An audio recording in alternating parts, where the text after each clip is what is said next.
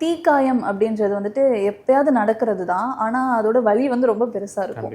So அதுக்கு first eight அப்படின்னா என்ன சொல்லுவீங்க? ஸோ முதல்ல வந்து அந்த பேர்ன்ஸ்லேருந்து எந்த மெட்டீரியல் பேர்ன் ஆகுதோ அதை முதல்ல எடுத்துடணும். அது முதல் விஷயம். அடுத்து நீங்கள் வந்து வாட்டரில் ரன்னிங் வாட்டரில் முதல்ல வாஷ் பண்ணலாம். அட்லீஸ்ட் ஒரு 10 to 15 minutes. அதுக்கப்புறம் ஏதாவது ஈரத்துணியில் நம்ம அந்த இடத்துல க்ளீனான கிளாத்தில் கவர் பண்ணணும். அடுத்து உங்களுக்கு அதுக்கும் மேலே அதிகமாக இருந்துச்சுன்னா எனக்கு டெஃபினட்டாக ஹாஸ்பிட்டலுக்கு வந்து பார்க்கலாம். எனக்கு ஆக்சுவலாக சின்ன பிள்ளையில வந்துட்டு என்னோட கையில் வந்து டீ இருக்குல்ல, அது வந்து சூடாகவே எனக்கு ஒட்டிடுச்சு.